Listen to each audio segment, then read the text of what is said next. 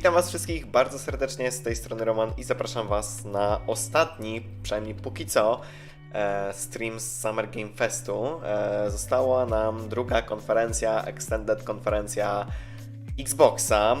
Tutaj generalnie na streamie, który już sobie oczywiście leci, pojawiają się informacje, jakie będą. I tak, bo tutaj na przykład teraz jest pokazane, że będzie coming up Bethesda interview with Pete Heenans. To zapewne będzie dotyczyło Starfielda, ale z ciekawszych rzeczy, nie będę przewijać, ale tam gdzieś wcześniej było, o właśnie, się akurat pokazało, behind the scenes. Wybaczcie, as dusk falls i to na to się jaram strasznie. W ogóle dajcie mi jeszcze zapalić światło, bo jest trochę ciemno. Generalnie, proszę bardzo. Także chociaż przynajmniej jedna rzecz będzie ciekawa tutaj, jeżeli pokażę więcej, jak właśnie było tworzone As Dusk Falls, bo mnie to bardzo, bardzo interesuje. No i zaraz jeszcze tutaj będą się pojawiać na tym streamie te wszystkie właśnie rzeczy, które będą dzisiaj pokazane. Także mniej więcej będziemy wiedzieć, na co się piszemy.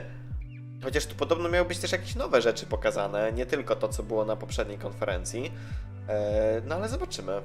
Zobaczymy. No ale mówię, cieszę się, że przynajmniej jest As Dusk Falls, bo to już mi jakby sprawia, że warto jest obejrzeć ten event chociażby dla tej jednej rzeczy. No bo nie oszukujmy się, tak naprawdę ten Summer Game Fest nie był za ciekawy, a właśnie As Dusk Falls jest jedną z takich gier, która była bardzo, bardzo spoko podczas tych wszystkich pokazów, na których była. Behind the Scenes Grounded. Nie wiem, nie pamiętam tej gry. Nie wiem, o czym ona mogła być. Przekonamy się pewnie, kiedy już zacznie się stream. Także jeszcze jakieś 40 sekund, jak tutaj zresztą widać. No i zobaczymy, co tu ciekawego nam się jeszcze pojawi. Zaraz mały spoiler konieczny będzie. Znaczy, jeszcze po prostu się pojawi. Ja poczekajcie, muszę jedną rzecz na telefonie zrobić. Tylko nie wiem, jak to zrobić, bo mi przełączyło Messengera i nie widzę, jak mi ludzie piszą, a widzę, że mam powiadomienie w Chromie. Także no. Dobra. Także 10 sekund nam zostało i za chwilę zaczynamy ostatniego strumyka z Summer Game Festu, już tak fest oficjalnie, także zobaczmy.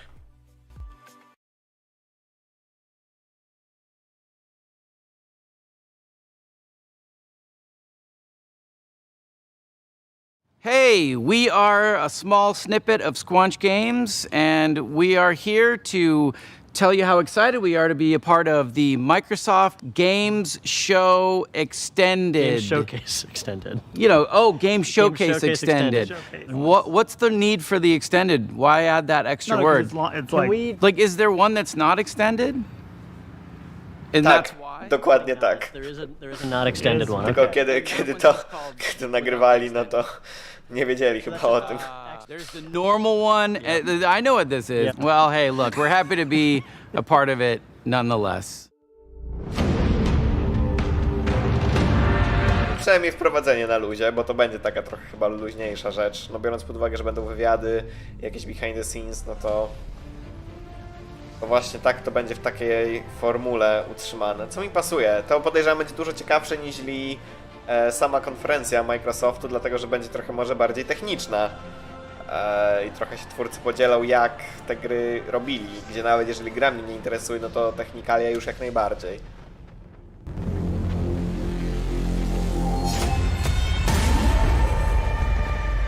Okej, na początku montaż, który był chyba na koniec tej głównej konferencji, z tego co pamiętam.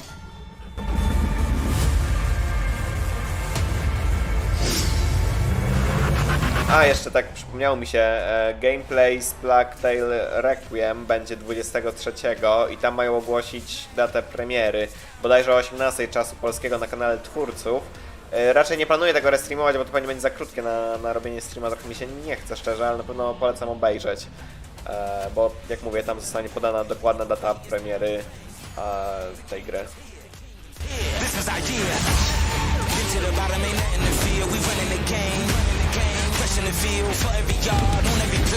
Tego streama też nie ma w 4K, chciałem sobie zobaczyć, czy może będę w stanie to obejrzeć w lepszej jakości, ale niestety nie.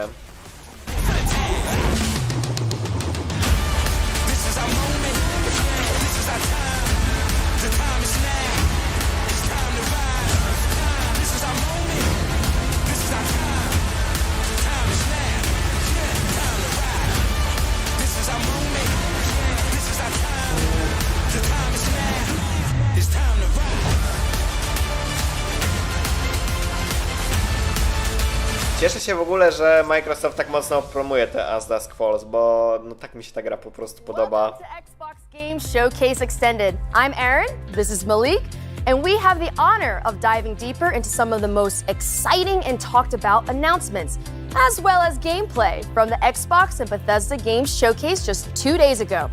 For the first time ever, the entire showcase was focused on games you can play over the next 12 months. That's right, Aaron. You saw world premiere gameplay from Redfall and Starfield. On zrobił World Premiere, a nie było na konferencji World Premiere. Musieliśmy my z bratem robić.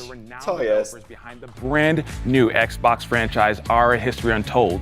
Dive into Naraka Blade Point with our partners at NetEase Games and so much more. But first, we begin with a special look at how our fans got to celebrate the Xbox and Bethesda Games Showcase with a message from our very own Phil Spencer.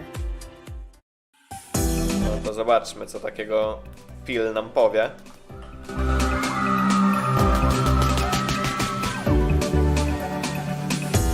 Czyli oni coś zrobili? Tym? W Microsoft Theater? Najwidoczniej tak. The Xbox fans, just a really special time for everybody, myself included. Gaming has this unique ability to bring people together, whether it's saving the world from the aliens or winning a football game. It's so great. I love hearing from people, what did you like in the show? Those conversations with people that are here about areas that they like and areas they wish we would do more, I think that's something that drives us. You saw it in the show today. People said, we want to see more gameplay. And so we said, okay, great, you're going to see a ton of gameplay. Yeah, I think this is our biggest lineup ever in terms of just diversity of different kinds of games from different kinds of teams, different genres. There's some franchises, Japanese franchises, don't always come to Xbox. We've been working on that. Today we obviously had Persona. It's important to us. We not only have all the games coming from our internal studios, but also great independent game developers that we work with around the world. So could not be more excited for what we're doing with Kojima. And he's got this really great idea for a game. And I want to be clear, because I know we say like experience and stuff. He's building a video game, but he has this real unique things that he wants to do in the game. And we said, okay, let's go do something together. And I'm just really proud to be in an industry that can be part of so many people coming together.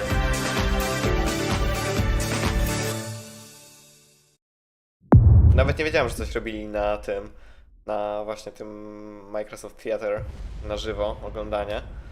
No dobra, także pierwsza jakaś rzecz, nie wiem z jakiej gry.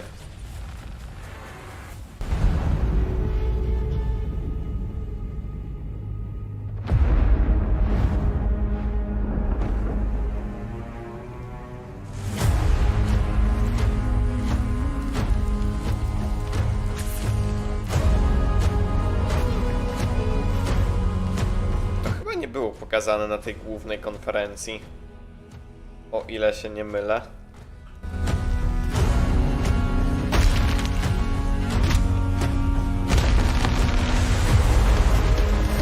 Czy to nie jest Valheim?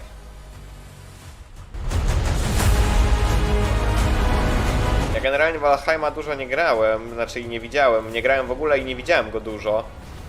Ale to chyba Valheim.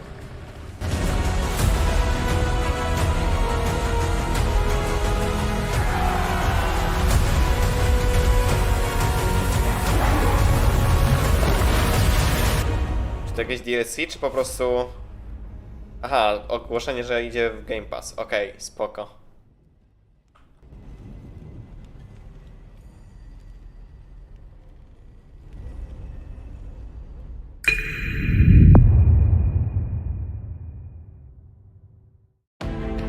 Bethesda opened the showcase with a dramatic gameplay demo for Redfall and closed it with Todd Howard showing us how deep the rabbit hole goes on Starfield.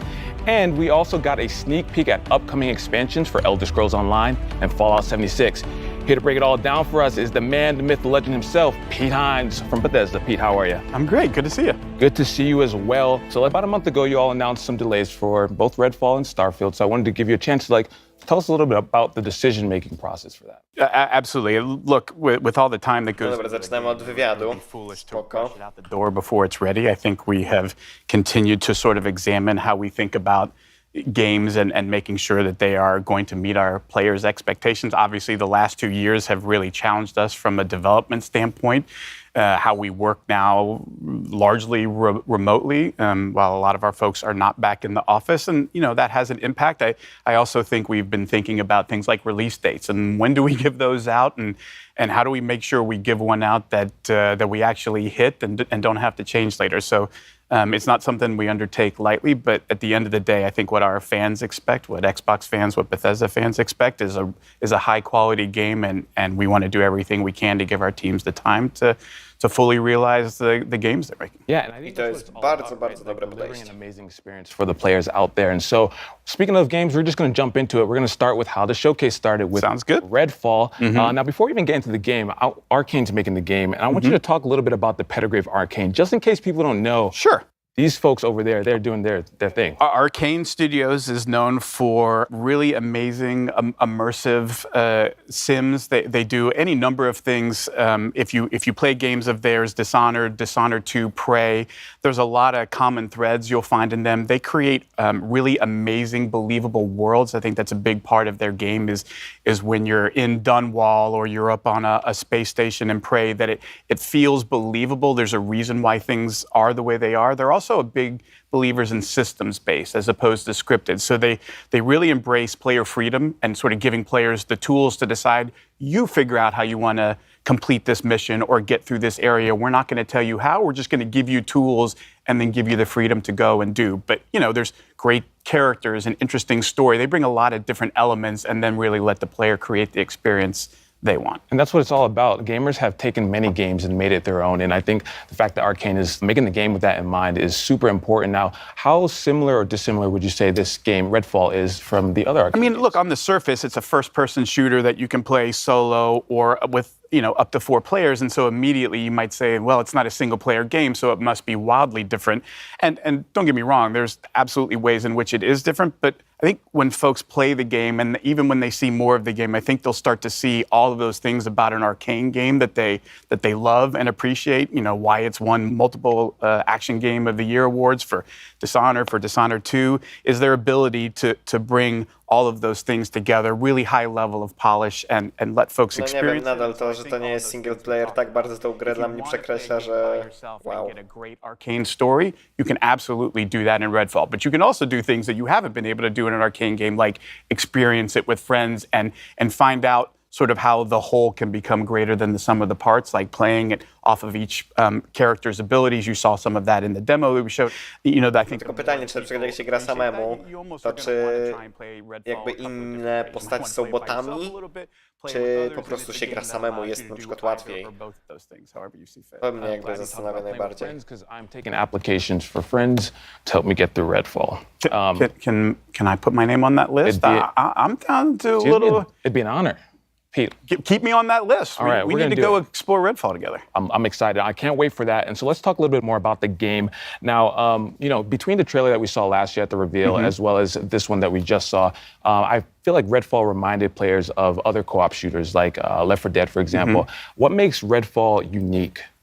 Again, it's one of those things, like if you watch just like combat footage, you might look at Left 4 Dead or Back 4 Blood or any of these things and go, oh, I see multiple characters facing a bunch of enemies, and so it's the same game. But I think that would be doing a disservice, that it's all of the things that take place in between the combat as well as the combat itself, sort of combining different skills and abilities in the way that you do, Layla dropping down an elevator using her powers that Jacob can use to get up top on a roof and provide cover. You have different characters who play roles really well, how you choose to use Brebone, the robot, all of those things come into, again, allowing the players not to say, here's a set of rules and you can only use, no, here's just some stuff that you can go off into this amazing sort of dynamic, ever-changing world and sort of experience and explore for yourself. And you come back the next day and it'll look and feel like a different experience, even though you're in the exact same part of the game. I think those are the kinds of things that Arcane does that really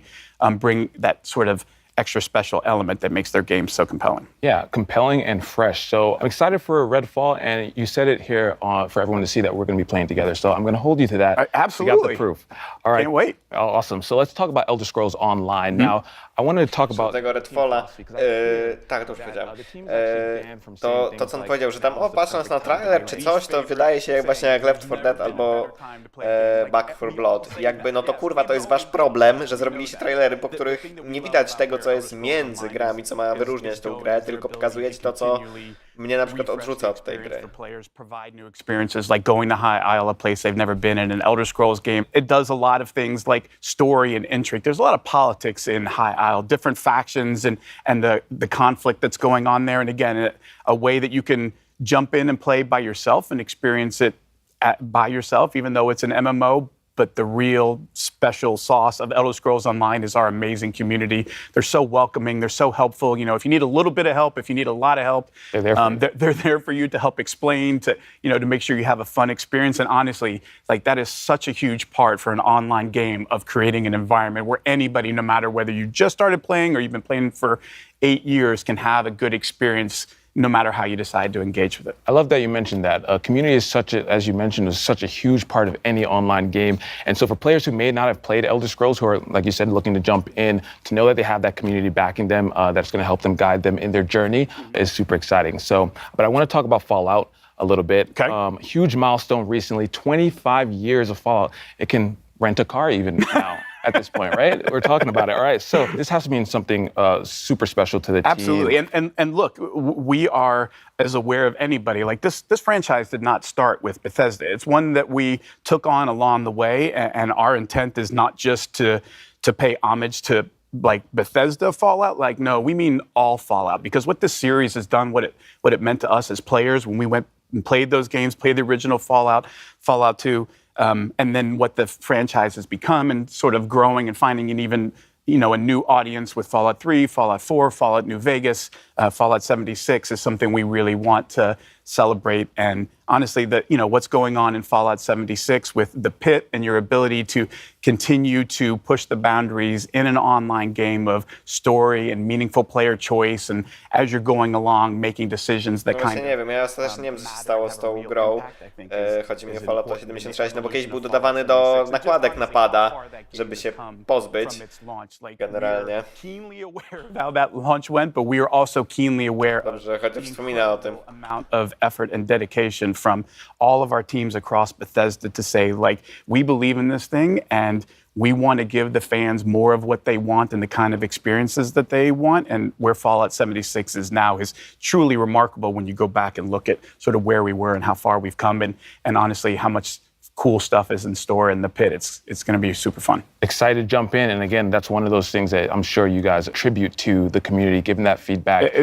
That 76 community, again, not just in the game, but what they do for each other, to support other folks in the community, what they have done to raise funds for worthwhile causes. Like, it's not just an amazing group of gamers, it's an amazing group of human beings, and honestly, one that we're honored to interact with and be a part of every day. I love that, Pete. Before you make me cry, we're going to move on to Starfield, all right? Okay. All right, so let's talk about it. Starfield ended the show. I got to say, watching the trailer, breathtaking. It's one of those things from the different locations and just seeing the difference between that moon versus the populated city, just amazing. The dog fighting, just everything was so awesome.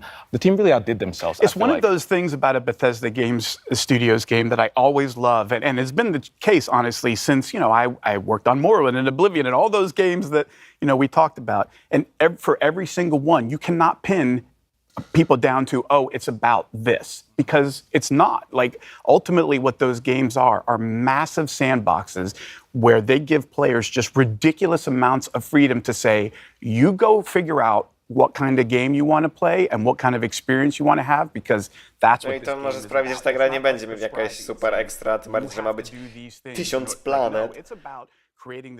No cóż.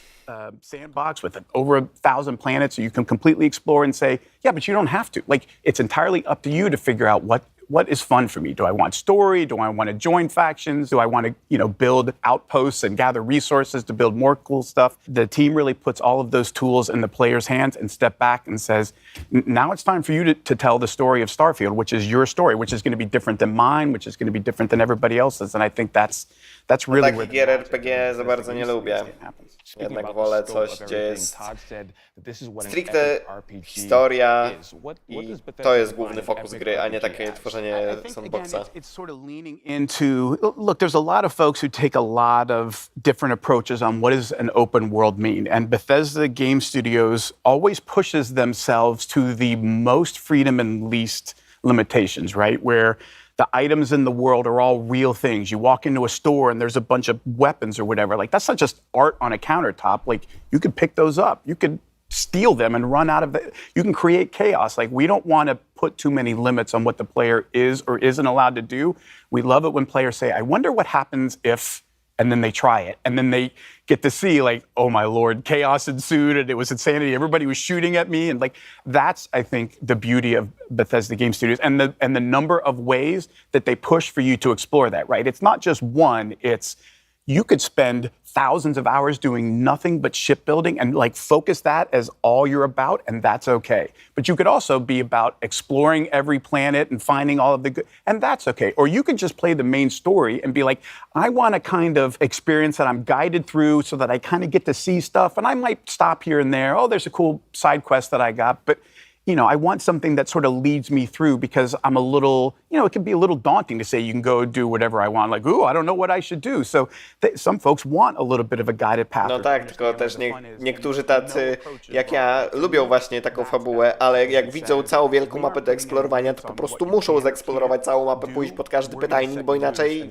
po prostu się nie da wysiedzieć. Beauty that you create with your own stories and the way that you solve problems or choose to spend your time in this world we've created. I love that. And what you said about, those moments that maybe you experience that I don't, like those are some of the best moments if I think back to playing RPGs when I'm discussing with my friends, oh, did you see that? No, I didn't see that. Where did you see it? And having them go out and find it. So I think that's going to be one of those things. We talk about that a lot, that sort of water cooler moment. Exactly. Of like you come in the next day and you talk to everybody about what you did and you were like, wait, I did that quest, but I did this completely different thing. And you sort of start to appreciate all of the choices that you could have made you didn't even realize were an option. Like, oh, I didn't even think about doing that. Like, oh yeah, I just ran in and stole his ship and shot all of his crew members and took off. Like, you can do that? Like, oh yeah, you can do anything. Like that, I think that is a special part of a Bethesda Game Studios game. And when we say epic RPG, we mean all of the stories, all of them. All right, you just gave me some ideas for stealing people's ships. So I appreciate that.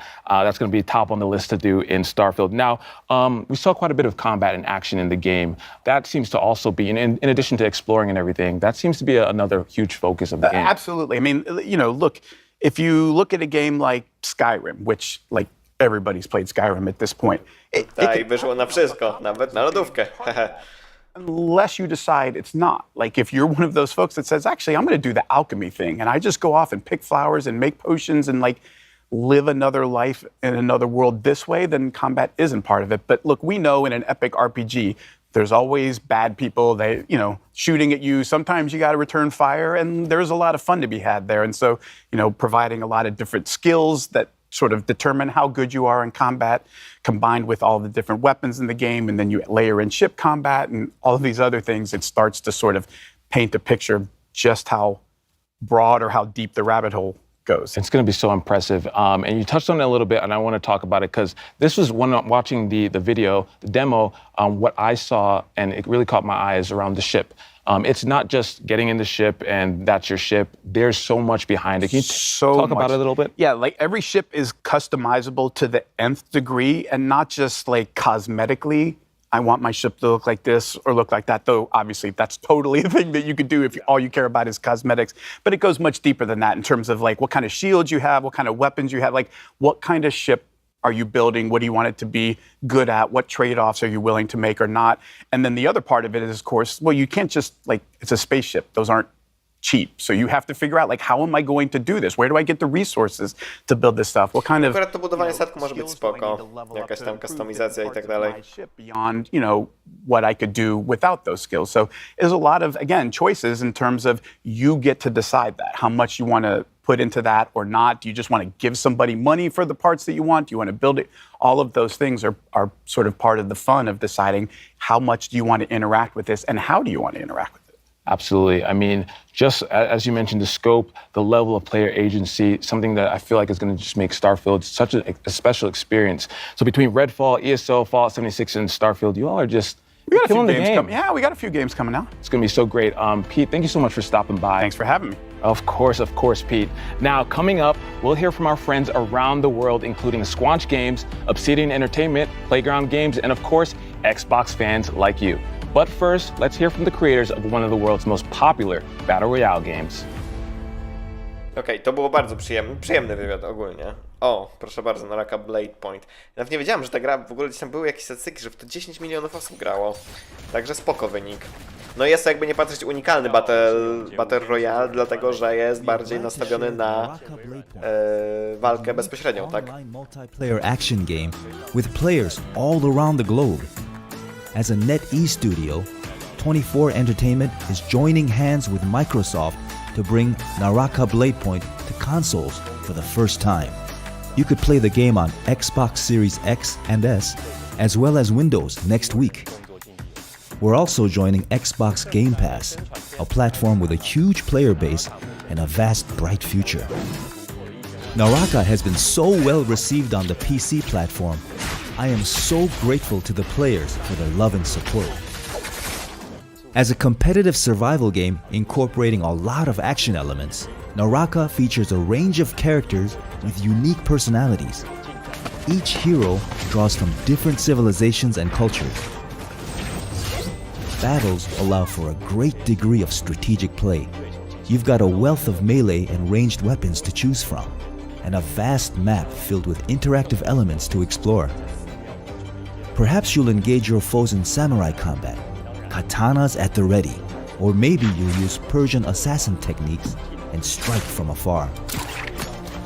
With your grappling hook, you can fly between temple walls and across bamboo forests with ease.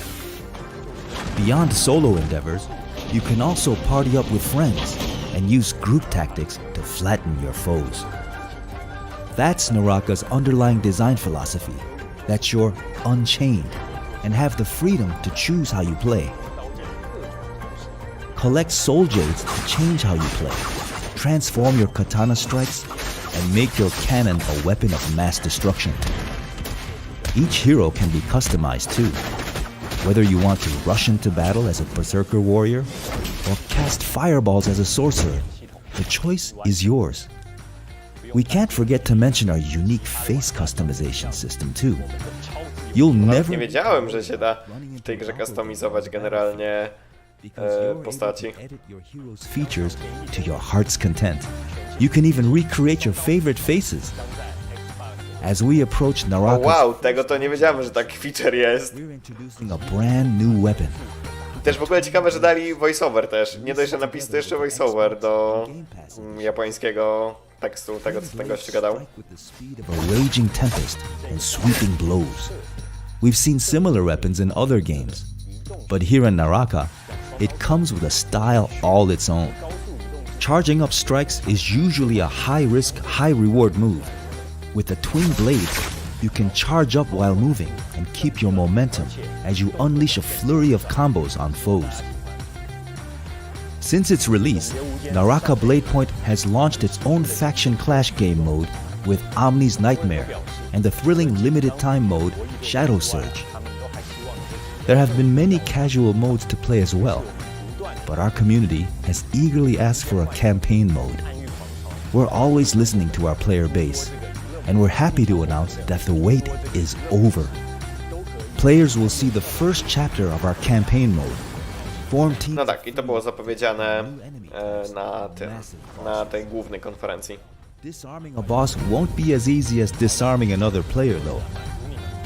PvP and campaign mode are two entirely different games. Further campaign chapters are also in the works, so we're eager to hear any feedback you have for us. We are also working on an Xbox One version and hope to see more players join Naraka later this year. Naraka is launching on Xbox Series X and S and Windows Store on June 23rd, and it's included with Game Pass at launch day.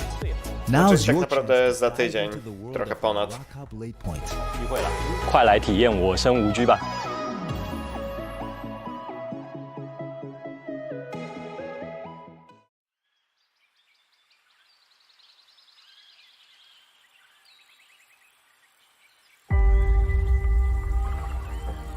A dobra, to jest to jakaś nowa giera, właśnie strategiczna. Już zobaczymy, co się będzie o nim pewnie więcej niż tylko sam trailer. Lost to time. But what about the history that could have been if you were its architect? Jako że ten trailer już widziałem, to pozwolicie, że na chwilę wstanę tylko po coś do picia. What new stories would you tell? And when your people speak, would you listen? How would you lead them in this new world?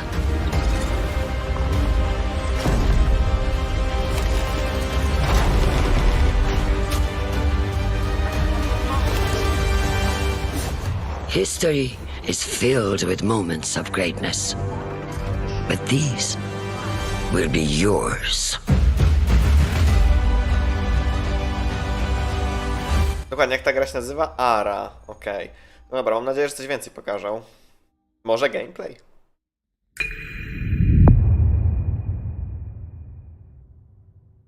I'm excited to welcome our friends from Oxide Games for a closer look at their historical grand strategy game for PC called Ara History Untold. Dan, Michelle, thank you two for joining us today. Thank you for having us. And on behalf of the entire studio, we are really excited to be here and finally be able to talk about Ara. I mean, we all are excited too. You just had the world premiere 2 days ago for Ara. And I have to say, I'm a really, really big history fan. I love me some history, so I've been looking forward to talking to you two about this. Now, we all know this is not your first strategy game, but the vision behind Ara is so ambitious. So tell us more about it. And also for those who are new to Oxide Games, we would love to hear more about the studio as well. So, Oxide Games was founded 9.5 years ago in my basement, actually, from the development leads of Civilization V. And our goal is to push strategy games to the next level. Fajnie, że twórcy Civki 5, bo Civka 5 to chyba moja ulubiona cywilizacja. Tak między 4 a 5 jest trudny wybór, ale 5 to była pierwsza cywilizacja, w którą grałem. Fans of strategy games like this, but people who've never played a strategy. Okej, jest trochę prealfy. No nie wygląda to oczywiście jakoś świetnie, no bo to prealfa. Czyli widzę, że jakoś dużo jakoś nie pokażą gameplayu. And I think that like if you're someone who really enjoys history, it's bringing like all of the worlds together, all the periods of time together. And that's a grand vision in itself. So how does the vision of Ara impact the player experience within the game? So one of the kind of big things we wanted to do with Ara was really explore how to make the game less about finding that optimal strategy, that optimal path, and really bring in ways to make it more meaningful to the player, make it unique to themselves. So what are different kinds of choices we can bring to the player so that when you play, it's different than when I play, and yet we can both be competitive together? How can we do things to really impact agency and expression and really let you express your values and your play styles through the different mechanics in the product? And Dan, what about you? How does the vision impact the overall experience? So one of the big things that we've been working on is what we call the living world. We wanted the expression of the game to manifest itself in a way that felt authentic and cool. So we've spent a lot of effort on making sure that the choices that you make are expressed in a visual way. And so you're going to see your citizens doing things that... To jest właśnie fajne, że się tak rozbudowują te osady. Ciekawe, jak to dokładnie będzie działać. Was to not have to tell the designers, no, you can't do that thing. And so the game is obviously huge. It's just massive. And so it was a very large technological constraint from doing something like that. But we have our own proprietary engine that allows us to really bring this alternate Earth to life. I think that's the beauty, right? Because in history, the great thing about learning history is that you learn about culture, you learn about stories, you learn about things that are probably brand new to your eyes. But the way that Ara helps you remix, reimagine, and rewrite history is a beautiful sight to see. And I'm excited to get my hands on it, and I'm sure everyone else is who's watching. So let us know, where can we learn more about it, and when can we get our hands on it? Because I need it today. So if you head over to the website, you can sign up for the Insider program, which will give you a chance to join the technical alpha and play the game later this summer, which is super exciting because we've been playing it, all the time, and so now you have a chance to play. Dan, Michelle, thank you two so much for giving Okej, to pewnie, znaczy, skoro ma wyjść w ciągu następnych 12 miesięcy, no to gdzieś pewnie w następnym roku dopiero. A Grounded, nie pamiętam co to jest za gra, ale to jest generalnie jakiś early access, który się kończy. A, i to co ciekawe, Obsidian nawet, okej.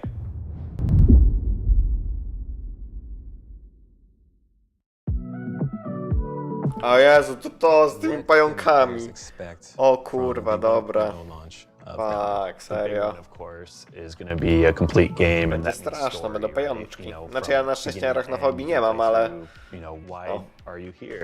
Who put you here? Exactly. And how are you going to get home? And I think those are like the big questions that people are asking about Grounded.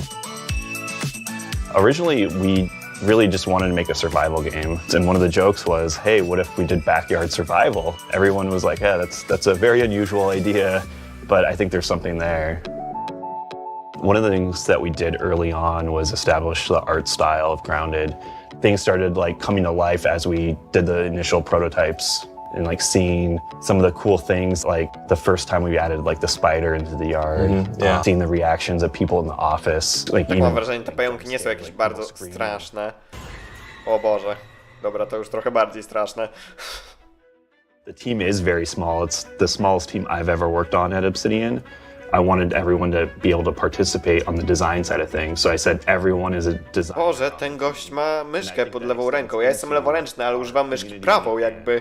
Building the game in game preview and early access. That's probably one of the big successes of the game is how close we work with the community and take all their feedback and suggestions. I think it's super rad. For a game developer too, that is a huge thing, just to get people's feedback constantly of what they're liking, what they're not liking, and all those adjustments just make a much better game at the end of the day. We're at that point now that the yard's getting finished, and now we can play through the story. There's a lot of surprises. There's a lot of things that I think players aren't going to expect. And I think I know what you're talking about. I cannot wait to see players' reactions. I know a lot of players are just waiting for the story to be finished to finally jump into the game. People who played the game previously are also like holding out for more content. I think it's just going to pull a lot of people back in and gain a lot of new players. So Adam, we have the Broodmother from last year. It was like our first big boss. And then we came out with a bunch of mini bosses like Termite King and the assistant manager. But in this trailer, we're showing players the Mantis. What can they expect from this? So we're super excited to finally show off the Mantis. I know that's been a big ask. Nie mógłbym grać w tę grę, jakby za dużo patrzenia na robaki już też mi robi się źle.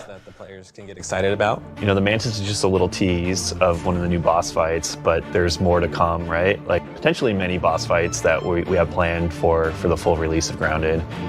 There's a lot more secrets and other things to uncover.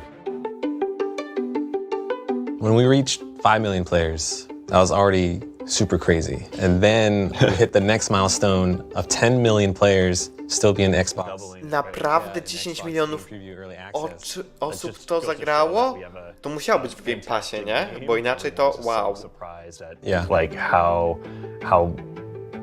much Grounded has grown. Wow, nie spodziewałem się. W życiu bym nie powiedział, że aż tyle osób w to zagra.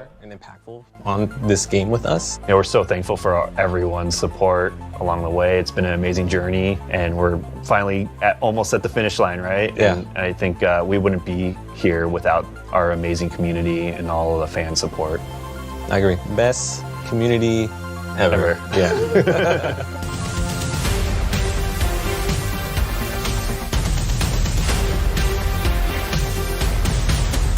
Chwilę na ten full release trzeba poczekać, ale okej. Teraz MFS, jakieś behind the scenes, to może być ciekawe. Nie powiem. My good friend York Newman, the head of Microsoft Flight Simulator. He told me it was imperative that I meet with him. So I'm in this helicopter, we're flying to this location, we're on our way, let's go. No właśnie, bo chyba helikoptery dochodzą, nie? Do MFS-a, bo nie wiem, czy wcześniej były.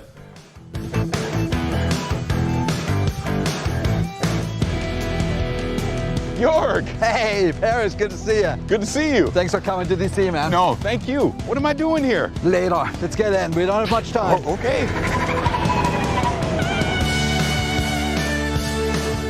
All right, Paris, right across the Potomac. That's where our contact is. Are we headed towards Arlington?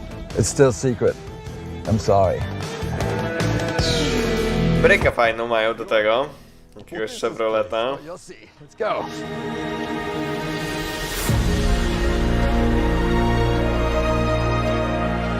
A, no właśnie, jeszcze chyba jakieś historyczne też samoloty dochodzą do MFS-a również. Wow, look at this place. Nick, how's it going? Hello. Paris, I would like to introduce Nick Partridge from the Smithsonian National Air and Space Museum. Thank you for having me. But this makes a lot of sense. I saw during the trailer there was a collaboration between the Smithsonian National Air and Space Museum and Flight Simulator. Here we are at the National Air and Space Museum. So let's talk about that collaboration. Tell me more about that. Well, Jorg and I have been talking for more than a year. He was looking for me, and it turns out I was looking for him to ask the same question, which was, don't you think that our organizations have a lot in common? Dedicated to bringing flight to everyone, and I was looking for the Spirit of St. Louis, which is in the Smithsonian ever since 1928. And the Smithsonian was gracious enough. They gave us a millimeter perfect scan, which is what we'll feature in the 40th anniversary edition. But as Nick and I kept talking, it was very clear, you know, the world's foremost museum for air and space, the Smithsonian. Yeah. And Microsoft celebrating its 40th anniversary. It's a match made in heaven, and there's lots of things we can do. Yeah, authenticity, accuracy, access, it's all there. We're hoping that if everyone has as much fun in the community with the content that we initially collaborated on, a couple of our most historic aircraft, and some of the other aircraft in this center are all... To zajebiście, że dali właśnie do zeskanowania te modele. Biorąc pod uwagę, jak wygląda MFS, no to jest świetne, że to jest digitalizowane tak naprawdę. O! O kurde, jakby był Space Shuttle, to by było świetnie. Keep your eyes peeled, stick together, and Jorg, I've got something special for you right around here. Perfect. Check this out. This is my favorite plane, the Junkers Ju-52 3-motor. Amazing. And that is an awesome plane. And as I look at all these planes around here, it makes me ask the question, are you going to put all of them in Flight Sim? Maybe not all of them, but we hope a lot of them. In the 40th anniversary that comes out this fall, we already have 3. We have the Wright Flyer, the Spirit of St. Louis, and the DC-3. And we hope to get a few more, as Nick and I were talking. Okay, czyli póki co 3 wrzucili. Ones, and who knows? There's no lack of opportunity. You know, I keep saying amazing because this place is amazing. And just like Flight Sim, it just keeps going. So what else is happening? It does seem like we're going supersonic, like the Concorde here. We've been doing a major update ever since we launched, every month since August 2020. And just today, we're actually launching World Update 10. And guess what? Tell me. It's the United States. And it's huge. We have a dozen cities, a new height field, brand new aerials, new missions, new airports, new everythings. And as always, it's free. And check out this beauty. This is the Beechcraft Model 18. They call it the Twin Beech. It's a famous plane, and that's also launching today. And it's a great coincidence. It's actually a huge coincidence. Jorg's been working on that Beechcraft since before we met, but it's a great example of how much we already had in common. So Jorg, what can we expect the rest of the year from Flight Sim? We have a ton of great things coming up. So today is World Update 10. We have 2 more World Updates, one in August and one in October. And then in November, we have the big 40th anniversary edition, which will be an absolute delight for anyone who loves aviation. Okay, that 40th anniversary edition. Tell me more about that. Yeah, so we're celebrating by bringing back some of the planes from the old sims, like from Flight Sim 10, 9, 8, even before that. And we're restoring some of the old missions, and we're bringing back some of the airports that were in those editions. So it's a real celebration of the franchise. So this celebration is not only of the franchise, but the past as well. And we're also adding brand new things on top of it, like that the community really wanted. For example, helicopters. Sober wrote a brand new fluid dynamic system to make all that work. And then we're adding gliders, which is a completely different way to experience the planet. It's just you and the wind. And then the last... Ja nie mogę się nie dziwić, jak ta gra pięknie wygląda. I fajnie, że robią te update'y darmowe, gdzie jakby te detale tak poprawiają. Called Builds, a great development team. In fact, of the 10 planes we're bringing, most of them are created in collaboration with third parties. So it's a really cool way for us to integrate with the creator community. Now, How do I get this? If you're on Game Pass, if you already own Flight Sim, the 40th Anniversary Edition is a free upgrade. I fajnie, że nie obcinają kuponów na tym, tylko wszystko dają za darmo. Everything that's coming to Flight Simulator. I mean, thank you so much. Thanks for coming. Jakby podejście Microsoftu do community jest świetne. Siemano, Sosek, dzień dobry. The 40th Anniversary Edition of Flight Sim. It's been wonderful. Thank you so much. Yeah, thank you. Trochę ten wywiad był taki widać, że jest ustawiany i w ogóle, ale okej. Fajnie, no mówię, zajebiste ma Microsoft podejście do wspierania, przynajmniej MFS-a. But now, I have a need for speed. I'm headed to the danger zone, baby.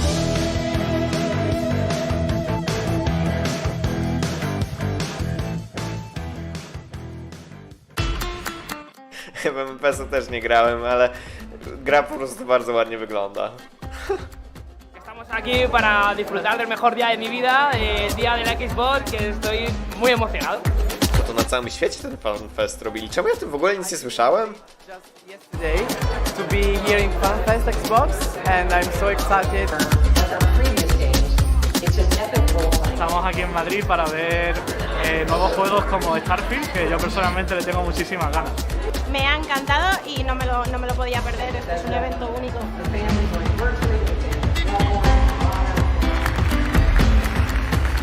Ciekawe, czy w Polsce coś takiego robili. Why gaming? Just a passion. Son experiencias únicas. Me ofrecen algo que no encuentro en otro lado.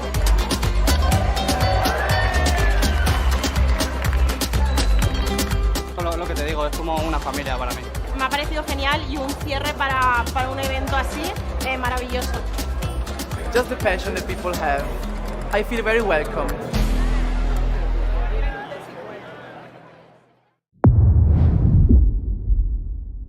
High on Life, nie wiem co to jest, nie kojarzę tego. O!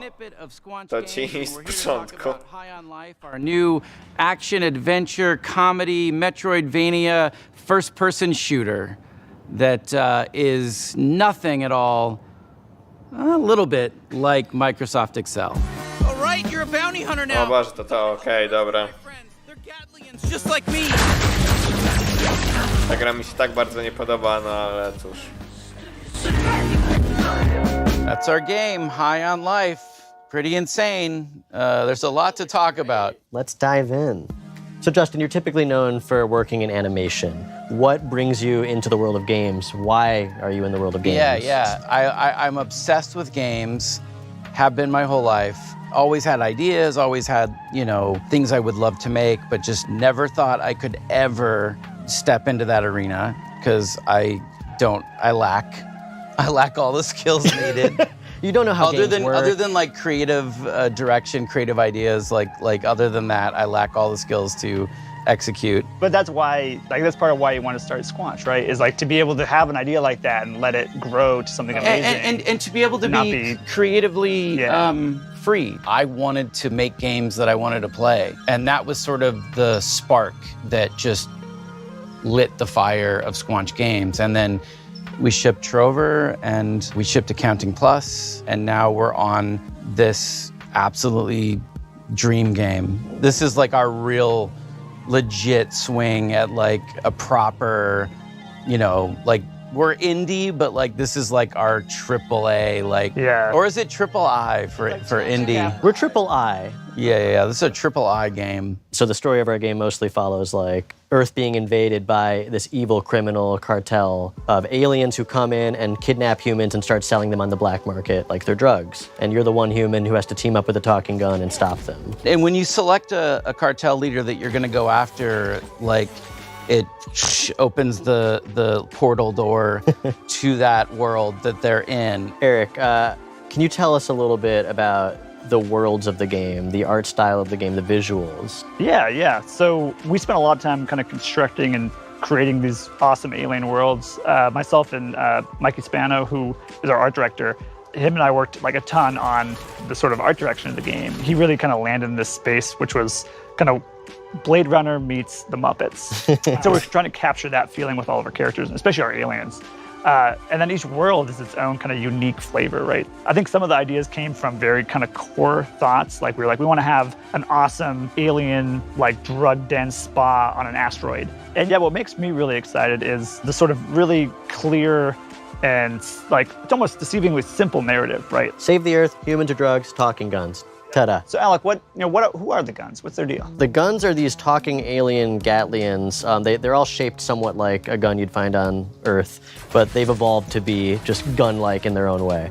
And so this race of Gatlians each has their own unique personality, their unique set of abilities, and you're gonna be rescuing them from this evil alien cartel, and together, you gotta stop the bad guys. And get more Gatlians. Yeah, collect more Gatlians. Yeah, a lot of players are gonna have very different experiences depending on what gun they favor. Yeah, you kind of pick your favorite companion to have out a lot and hear their dialogue, be part of different... Taki skipi z Cyberpunka, tylko na sterydach. I jest ich kilka. And sometimes you can unlock the guns in a different order than another player has. So That's when you right. go back through a level, you'll see things that you would have been able to access if you'd done it in the other order. That's and you can come back. That's a huge one. All right, so we've talked about this crazy good game that sounds amazing. Why should people be excited to play it?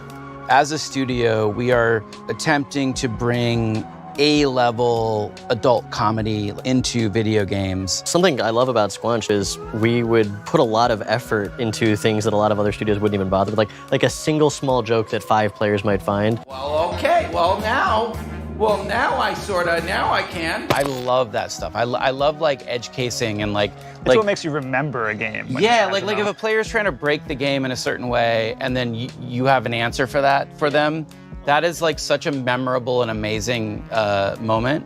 It's almost like watching TV, but the viewer is able to reach into the TV and poke a thing, and the character has to respond to that. And there's so much fun to be had for the most part. You can skip it all. We worked really hard on it if you want to skip it. Yeah, if you want to just like miss out on like, Yeah, if you're like a big dummy and you don't want to play the game at all, that's fine. We're not going to judge you. We're just going to be upset.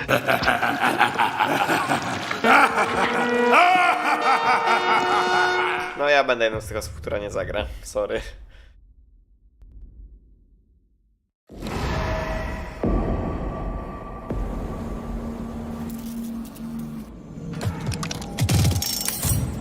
This is gonna be fun.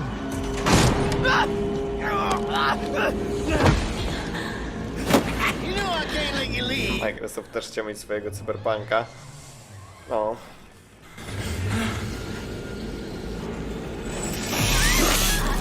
To jakaś teksańska masakra piłą łańcuchową?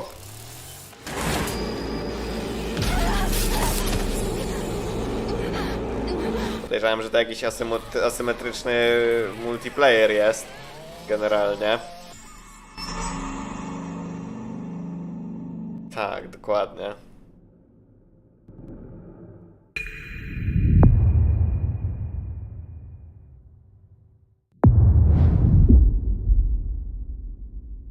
Ale więcej z niego co ciekawe nie pokażą, okej. O, to ta gra, ta średniowieczna od Obsidianu, okej. Nie podoba mi się za bardzo styl, ale no. In 16th century Bavaria, which is part of the Holy Roman Empire, you play a character named Andreas Mahler, who is an artist working at a Benedictine abbey. He gets involved in a series of murders and scandals and tries to unravel them over a period of about 25 years. The name Pentiment, it is specifically referring to paintings in which there's an older painting underneath the painting that you see on the top. And if you scrape away the top layer, you see what was left behind.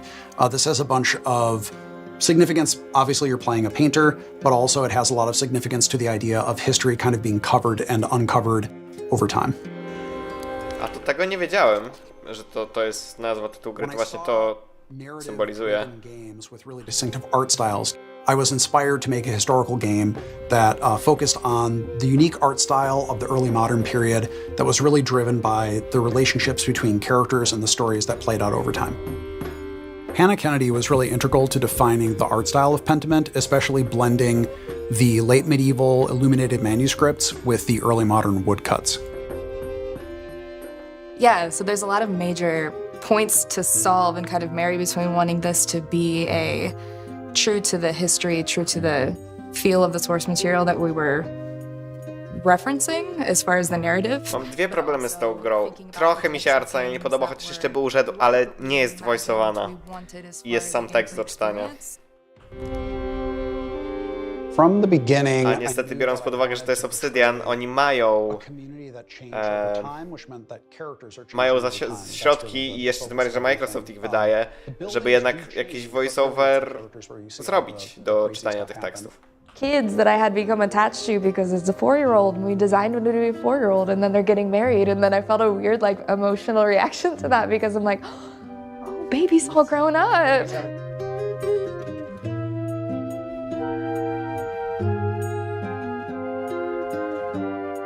I think the 16th century has always been really interesting to me because it was a time of such social upheaval in Europe. I think when we look at social change in the past, it seems like it's a thing that always happens outside of our time. But right now, I think we're maybe more aware than ever that social change is happening constantly, and people are always struggling with it. It's always a difficult process. And so I hope that by looking at people from the past, we can see that even though the setting might be different and the specific issues might be different, ultimately we always struggle with social change. No nie wiem, będzie w Game Passie, może, chociaż nie mam czasu grać w gry z Game Passa nawet, także no. I As Dusk Falls, najważniejsza rzecz, także zobaczmy. Putting on this bandana. All right, let's do crime. To w ogóle jest spoko też, że będzie można w multiplayerze w to grać. It's such a bad idea. All you had to do was keep your mouth shut. Was follow the damn train. Mission to cause harm. Yeah. This is my favorite shot of the whole game. This one. With As Dusk Falls, what we're trying to do is to make a brilliant interactive experience for anyone who loves brilliant storytelling. So people who enjoy films, people who enjoy TV series. It's also a social experience and about sharing these stories with the people you love.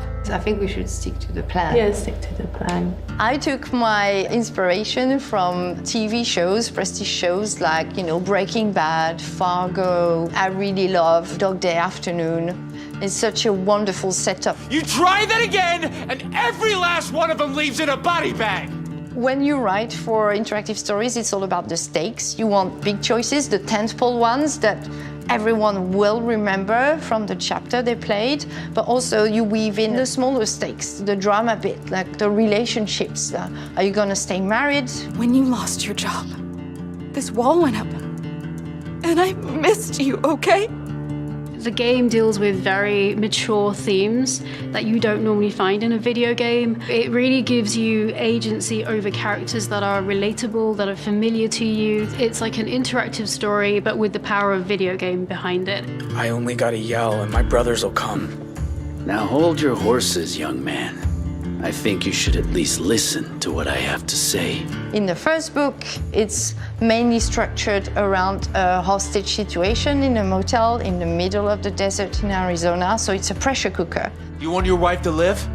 Answer and do exactly what I say. Book 2 takes another approach entirely, and it's a chase across multiple states in the US.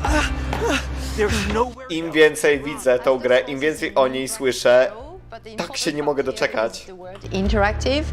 The players are very much needed to help the character on their journey and decide what's going to happen to them, help them grow and change. It's not like there's one golden path. There's so many different ways through the story. You can replay it and then you get to like different story and different ending, and you feel like you're actually achieving something and shaping the story and also the character.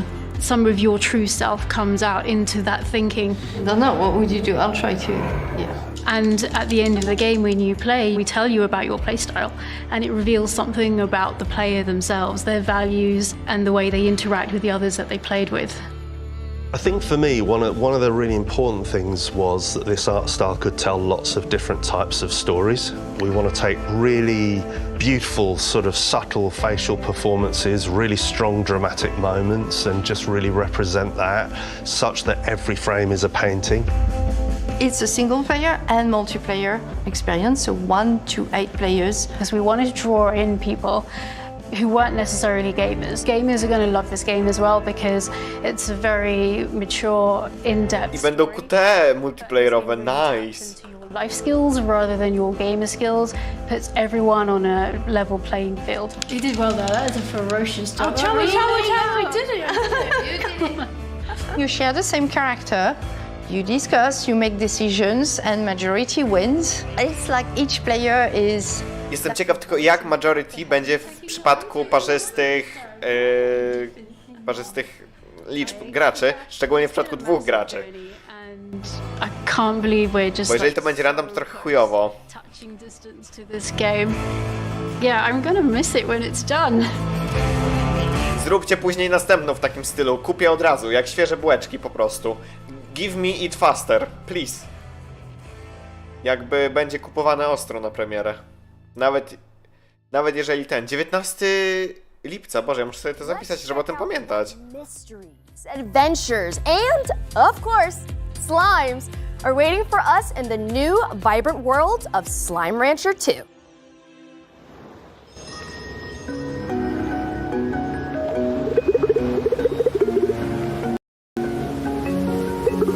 Widzieliście moje wszystkie notatki, ale to nic. Trochę spoilery do różnych rzeczy, ale to nic.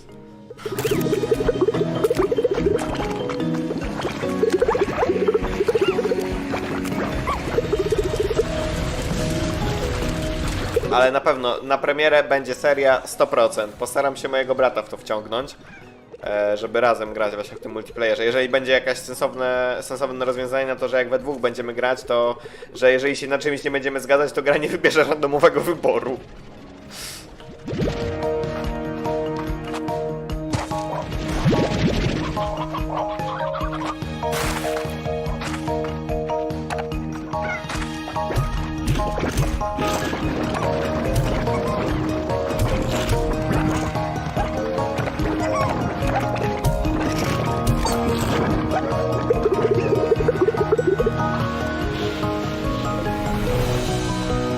A ta gierka to taka mech.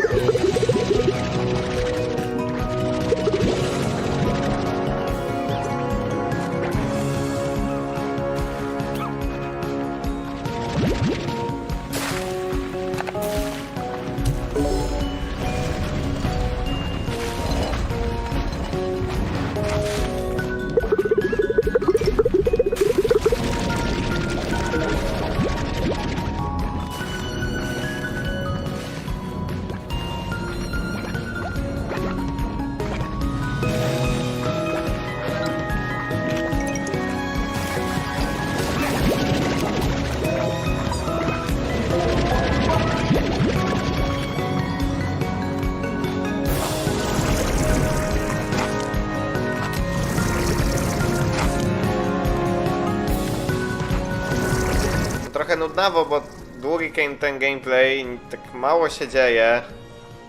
Generalnie nikt nic o tym nie opowiada.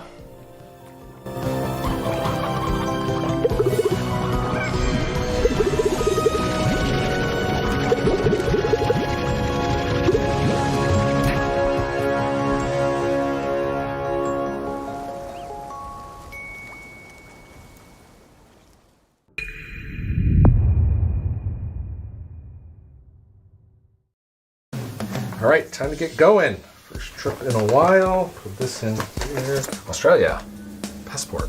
I need a passport. Where's my passport? Passport. Ah.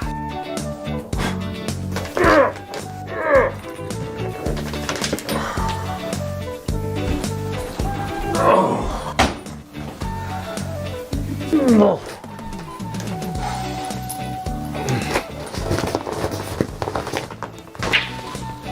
Right. Ciekaw, dlaczego jest to wprowadzenie. Alright, let's go.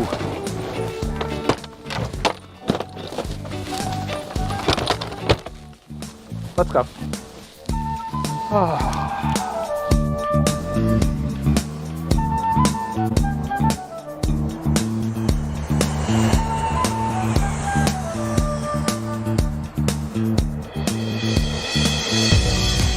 Welcome back to to Melbourne. It is so great to be here. Okej, dobra, wprowadzenie do fanfestu w Australii.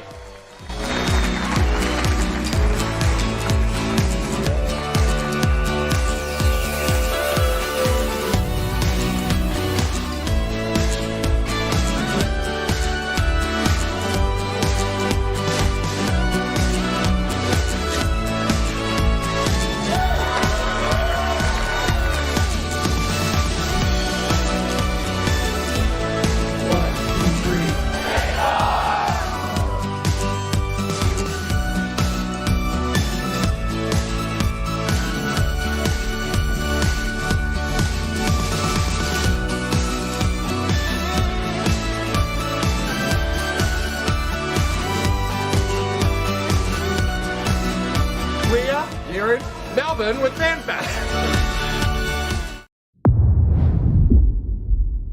Okej, teraz Hot Wheelsiki do Forcy. We are so excited to tell you all about Forza Horizon 5 Hot Wheels, the first expansion for Forza Horizon 5. So Mike, let's start with why the team decided to bring Hot Wheels to Forza Horizon 5's Mexico. Our fans have been telling us for years about how much they loved Forza Horizon 3's Hot Wheels expansion. So we've been waiting for the right... Ja słyszałem głosy w internecie, że właśnie mi się nie podoba, bo że recykl. No ale okej.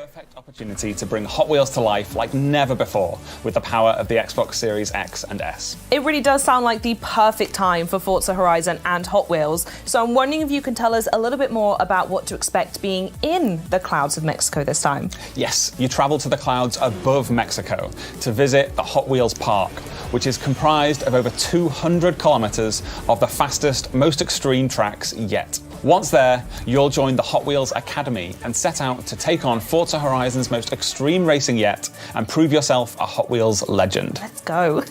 As well as the iconic orange Hot Wheels track, you'll take on new driving experiences across gravity-defying magnet tracks, as well as ice, water flume, and rumble tracks. So we spoke loads about biomes in the build-up to Forza Horizon 5's launch. Are we expecting something similar in Forza Horizon 5 Hot Wheels as well? Yes, so we're truly going to see the power of the Xbox Series X and S when we look at Forza Horizon 5 Hot Wheels' all new biomes.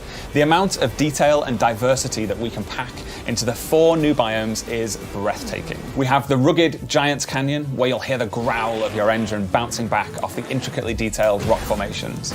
The Ice Cauldron, where frozen tundra drips into the glistening molten lava. In Forest Falls, you'll see a tree... Z czego mam neta? Od T-Mobile'a, ale oni wynajmują światłowód od Orange'a. Czyli teoretycznie mam tak naprawdę od Orange'a, ale płacę do T-Mobile'a, bo oni wynajmują światłowody od Orange'a. Because new players can jump into Forza Horizon 5 Hot Wheels as early as possible during the main game's initial experience. And how are people going to be able to use Event Lab in Forza Horizon 5 Hot Wheels? So in Event Lab, you'll have the freedom to design, build and share using the new Hot Wheels Creation Kit. That's over 80 new track and stunt pieces that instantly snap together thanks to our new building tools. You can then share your creations with the entire community for players to discover and play.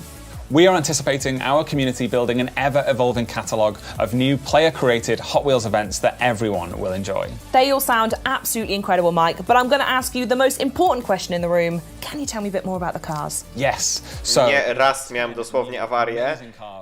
Nie wiem, rozwiązali... Gdzieś jakieś 2 godziny nie miałem neta i później było wszystko ogarnięte. The Bad to the Blade, the Baja Bone Shaker, and the Chevrolet Hot Wheels Copo Camaro. Forza Horizon 5 Hot Wheels introduces the most extreme tracks we've seen yet in Forza. So we've added some new extreme track toys and hypercars to go with them. That's fat. I want to call out the Hennessy Venom F5 and the Mosler MT900 GT3. Their speed is unlike anything we've seen before. So we know Forza Horizon 5 fans naturally love co-op, so how is that continuing in Hot Wheels? So, in a first for Forza, you can join up with your friends and play from the very start of the experience in co-op. You and your friends will then take on a new campaign, moving your way up through faster and faster car classes until you unlock the extreme speed of X-Class and become a Hot Wheels legend. You can also choose to take on the world in Horizon Open or team up with your friends to take on a team of drivatars in the Horizon Tour. Ooh, I absolutely love that. Final question now, though. When can we expect to play? Yes, so Forza Horizon 5 Hot Wheels releases on July 19th on Xbox Series X and S, Xbox One, Windows PC and Steam. Mike, thank you so much. To już będzie płatny dodatek. Okej, no dobra. Cannot wait to play.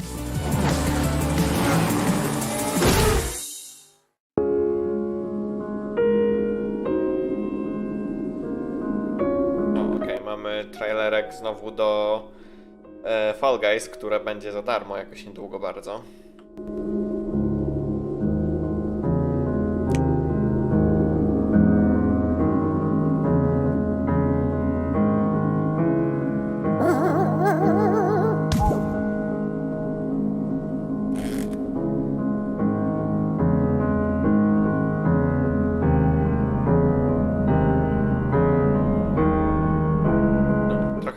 Trochę inny stylistycznie trailer niż te poprzednie, chociaż pewnie zaraz się zacznie cukierkowość i w ogóle. A następnie deep dive do Minecraft Legends. Okej. Jakoś ta gra mnie za bardzo nie jara, ale no zobaczymy.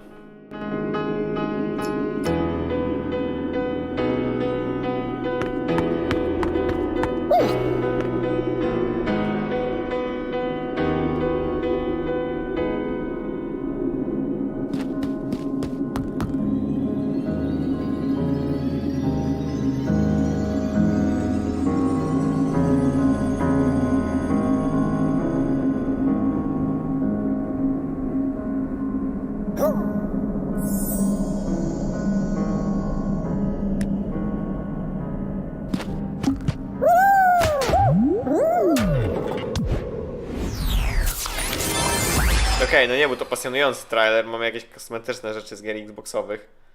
Chyba z Halo, nie wiem czy to wszystko było z Halo. Pun intended, of course. Minecraft Legends is the action strategy take on the franchise you never knew you needed. I'm here with Dennis Rees from Mojang Studios, who has just released the world premiere trailer of Minecraft Legends. Dennis, welcome to the show. Thanks for having me, Malik. So happy to have you. I mean, this is a really exciting time for the team. Let's talk Minecraft as a whole, though.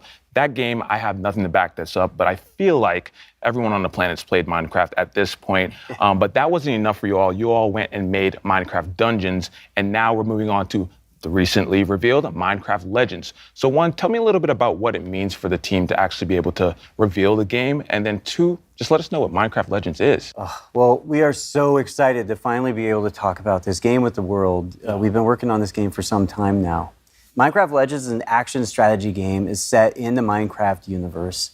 And in order to build this, we really wanted to partner with a great company that understands strategy games. And so that's when we reached out with Blackbird Interactive. And in doing so, we were able to create an experience that is welcoming for people who may have not played Minecraft, but also people who have. And I mean, you've seen the trailer. It's about going and traveling through these beautiful biomes, exploring this world that is familiar yet still mysterious. And so as you explore these lush biomes, you collect resources, and then you use those resources to build defenses from these dangerous but very cute piglins. And in those offensives, you're able to fight them back and send them back to where they come from. And you know what? You're going to probably want to build some alliances with some unexpected friends because they're going to help you actually defeat the piglins and send them back to where they come from. I'm looking forward to it, and I love what you said about trying to make a game that's both for fans of Minecraft that exist and new fans coming in.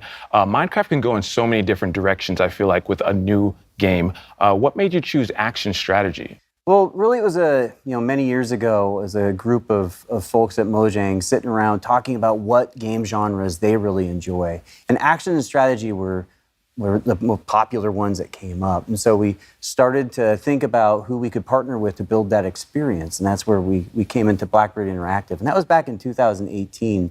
And, the project was codenamed Badger.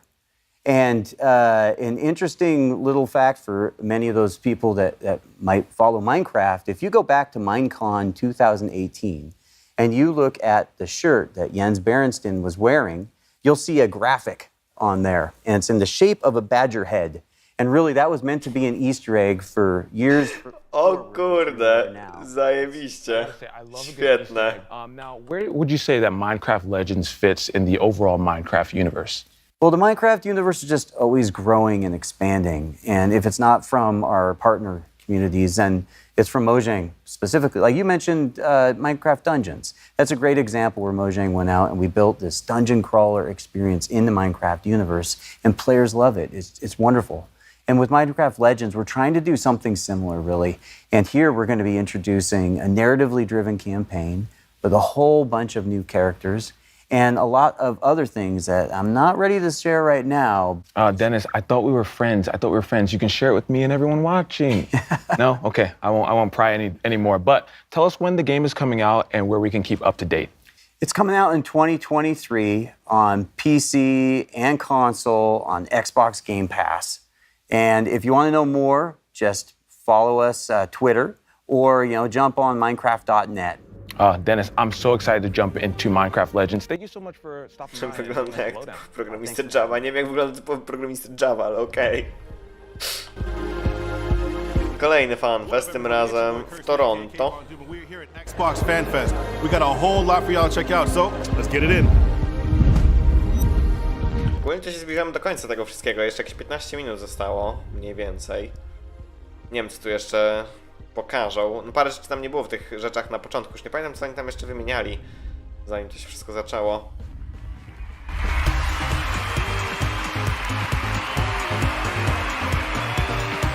They asked me what year Halo came out, won this sweet jersey. I couldn't believe when I was here on site that I would get to meet the real Master Chief. Experience here, out of this world. It was really cool to see. I'm gonna go get my nails done because they have a nail station and these things need to be painted. Redfall looks dynamite, and come on, Diablo 4. Oh, it's so, why are you so gruesome? All bloody things. No, but it's great. I love it. What a day we had today. Thank you everybody for showing up to Xbox Fan Fest Toronto. Had a lot of fun, saw a lot of games, great experiences overall. Catch you in the next one. Here we come. Are you ready for more? Standing that thing we got. Coming in real hot. We breaking down the ground. Whether you ready or not. Start it up. Do it like that. Następnie jakieś interwiuły w Sarah Bond chyba, tak? Nie wiem nawet, kto to jest, szczerze.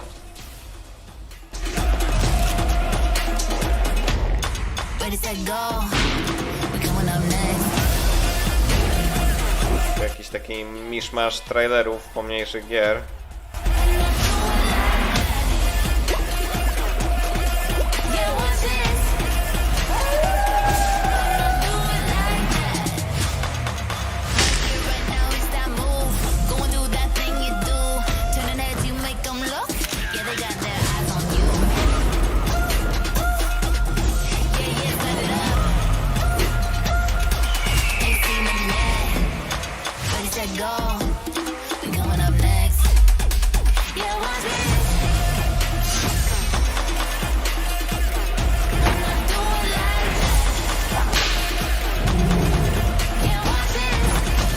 Staram się wypatrzeć, czy są jakieś gry z Polski, ale chyba nic nie widziałem do tej pory w tych podpisach, niestety.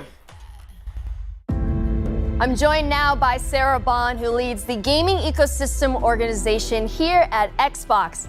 Sarah, it's so great to have you. To ta laska dobra, kojarzę ją. Good to see you too. Yes, I'm super excited for this conversation because as we know, game creators are crucial to Xbox's success. And whenever you talk about them, it's with such passion and tenacity. I love it. And it sounds super important to you and the rest of Team Xbox. So my question to you is, how do creators inspire the work that you and your team do? The creators are just the bedrock of everything we do on my team. When you really think about it, where gaming really comes from is it starts with someone who has a creative idea that they choose to put into a game that we all get to experience and enjoy. And that's really the bedrock of our industry, of what motivates us, is to help those people, those developers, bring their stories out. And we think about it in three ways. How do we create a vibrant and engaging gamer community for them to come to through Xbox? What are the set of tools and services that we give them that make it easier and faster and more affordable for them to make a game? And how do we create a range of business models that they can use? Because a business model really enables them to perform all sorts of different types of innovation. Yeah, business models, tools, resources, all these provide choices, and it's increasing these choices for not only the developers, but the players themselves as well. Yeah. For example, you and your team just announced a new feature that's going to bring game demos to players. Can you tell us a little bit more about Project Moorcroft? Project Moorcroft. I know. I love these project names. I wish they would just let me name it, but they won't. Say it. I know. You know, They won't. Can we change that? Well, look, we were sitting around as a team and we were thinking about some of the things that we've always loved the most about the gaming industry. And one of the Raczej to było tak, dobra, wiemy, że Sony też będzie coś takiego robić ze swoim PS Plusem, że będą wymuszać te dema, więc musimy zrobić to samo, tak? Na pewno by tego nie zrobili jakby tak jako reakcję na kiedy Sony to ogłosiło, ale oczywiście no, ci ludzie się znają, także wymiana informacji trwa. And so we thought, gosh, how can we make Game Pass like that? Like, how can we use the power of Game Pass and all of the great discovery and player engagement that is in it and have it create for creators that opportunity to engage with fans early as they're creating their game, and also for players to get to experience something that they're really anticipating. And so that's what we're going to do. We're actually going to have a program that enables developers to take a piece, a level of their game, and put it into Game Pass so that they can get that great feedback and players can engage with them. And we know it's a lot of work sometimes for developers to do that, so we're also going to compensate them for their participation in the program. I'm so excited for what's going to come when we launch that. I think the one thing that we all miss is that connection, right? And now Power of Game Pass to 4 złote. conferences and stuff like that, we still need to deepen it. Jestem ciekaw, kiedy to się w ogóle skończy, bo kiedyś się na pewno skończy, że nie będzie Game Passa za 4 złote. Ja mam tyle dobrze, nie korzystam w ogóle z Game Passa, mimo że mam go z firmy. Completely. How will Microsoft help to further that front? Yeah, we think about it all the time, frankly, as Microsoft, as Xbox, in my team in particular, because creators is core to everything we do. You know, if you think about a game, it enables you to experience a perspective, a point of view, in a way that is deep and immersive, unlike any other form of media. So the importance of everyone having an equal opportunity to share their story and their perspective through a game, and what it means to shaping our perceptions, to what we talk about, to what we believe, to broadening our perspectives, is critical. And we think about that all the time. So what we've done as a team is we're continuing to expand the set of developers who we're engaging with and bringing them into the Xbox ecosystem. We've actually more than doubled the number of developers that are making games for Xbox, and we saw lots of those games in the last day, which has been pretty cool. And the other thing that we did this year is for the first time ever, we actually have a presence in Africa. We have our first Xbox employee in Africa, specifically dedicated to working with creators in the region. So what message would you like to Co leave? ciekawe, nie sądziłem, że Microsoft nie miał wcześniej w ogóle, znaczy Microsoft Xbox nie miał pracowników w Afryce.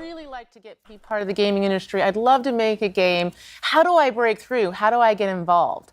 And I say, first of all, network. Talk to people, meet people, connect with people, just how you and I connected actually at an industry event, which we met at, which was super fun. You know, build that network and that connectivity because it's so critical in every industry, but I think particularly I nikt tego nie uczy. Right? You know, go to industry conferences like GDC, meet people, learn, try that out. And if you're interested in making a game for Xbox, you can actually go to github.com. You can actually download the Xbox Game Developer Kit and get started. And once you have a game concept, you can also submit it online through id@xbox.com, and then you can self-publish to Xbox, which is another great way. And of course, if you actually want to get involved in the industry, all companies are great, but I highly recommend you check out coming to work at Xbox. I'm biased, obviously. I mean, hey, you have every right to be so. Sarah, thank you so much for joining us today. And also, thank you to all the viewers for tuning into Extended. We've heard from so many amazing developers on today's show. Now, before we finish, is there anything else you'd like to share with us? We were talking earlier about the importance of people being able to tell their story through a game and how incredibly powerful it is. I mean, when we were talking about that, I was thinking about an experience we've had as a team that's been very touching for me.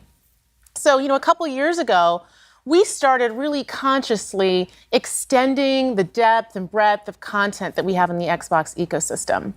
And it was through that I got to know the team making Stalker 2 really well. And I actually got to intro that game last year in the Xbox Game Showcase, and it was just incredible. And you know, the thing was, when I was looking at that game last year, and I was looking at the story that they were telling, and they were talking about the beauty of the land and their dedication to their culture and their country, and I thought, wow, this is a cool game. This is a compelling story.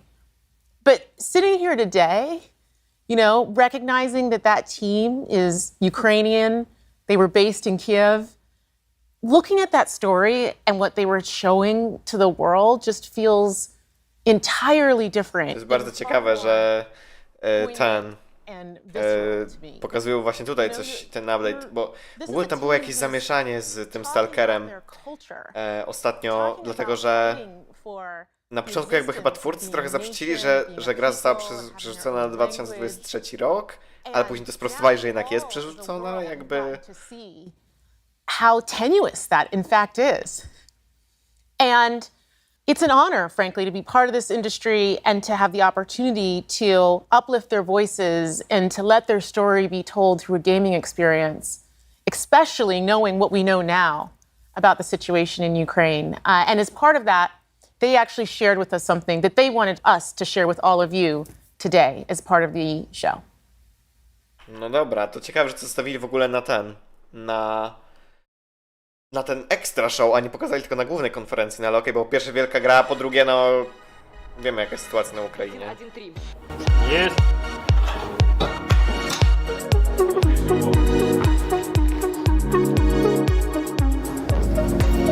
Jest, lawa.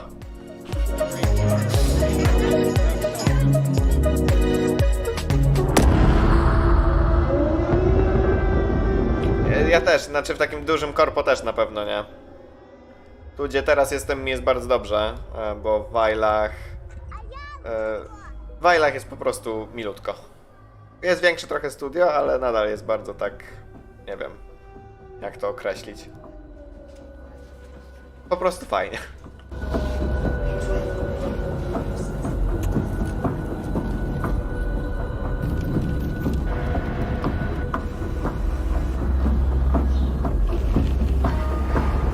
Здесь кипела работа, идеи, она не останавливалась. 3 месяца назад началась война России с Украиной. Шок от робочий день починається з тривоги. Під час сильних обстрілів ми біжимо в укриття. Це переноска для мого кота, який загинув ще в перший тиждень війни. Ходишь вечером, сирена, выходишь днем, сирена. Днем еще работать надо, поэтому особо не выйдешь, а вот вечером все время вот так. Це моє робоче місце. Вже 3-й місяць я живу і працюю в коридорі. Зі мною живе одноокий пес, врятований з-під обстрілу в Гостомелі. Зараз мені важко писати квести про війну, коли вона йде навколо. Так работает в перерывах между сиренами і волонтерськими задачами. Світ ще побачить, наскільки в нас класна культура і в тому числі наскільки класні ігри ми можемо робити. Меня зовут Александр, я являюсь сотрудником компании ЖСК. Я с Мариуполя. С начала боевых действий была потеряна связь с моими родными и близкими. И это непередаваемое ужасное чувство, когда ты не знаешь, живы они или нет. Я Дмитро Ясенєв, розробник Сталкера.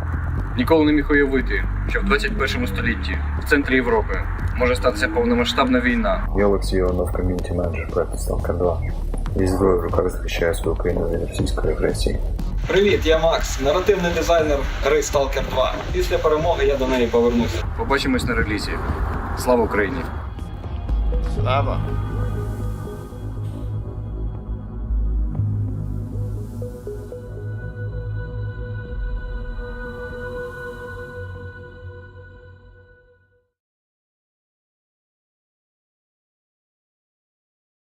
O, ale pokażą gameplay z gry. Proszę bardzo. Czy gameplay, jakieś pewnie intro. No ale coś pokażą. Last question, Dr. Dallin. Are you sure the perimeter surrounding the zone is really enough? If a powerful emission were to occur, we would... Listen. The zone has remained stable for years. Besides, we didn't establish the most advanced institution in human history without first guaranteeing its safety. As the head of the Scientific Institute for Research of the Chernobyl area, or CERC for short, I believe the wonders that we will bring to the world far outweigh the potential risks. How big are these risks exactly? The zone reveals a whole new world. We can stick with the old one, fearing change. me, do you want our descendants to remember us as cowards? Or as those who dared to venture forward to a new, better humanity?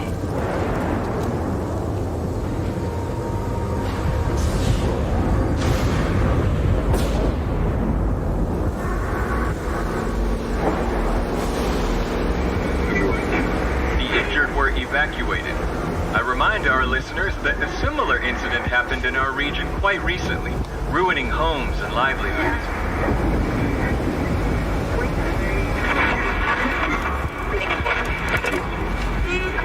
However, city officials urge people to stay calm, assuring them the situation is totally under control.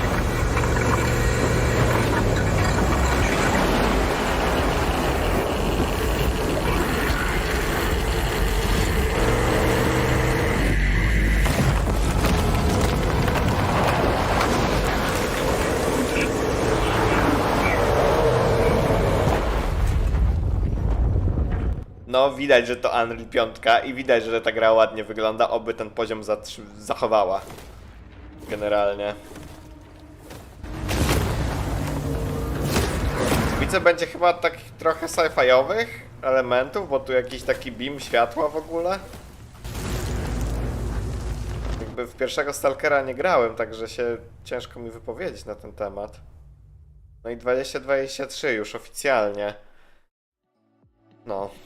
I tyle, i na tym kończymy. Nie spodziewałem się. Jestem bardzo zdziwiony, że nie zostawili tego na główny pokaz. Nie wiem, mam wrażenie, że to tylko i wyłącznie dlatego, że nie chcieli pokazywać tych scen z wojen na głównym pokazie. Co jest głupie, bo powinni właśnie to zrobić, bo by dotarli na pewno do dużo większej ilości osób. Także to trochę jest słabe ze strony Microsoftu.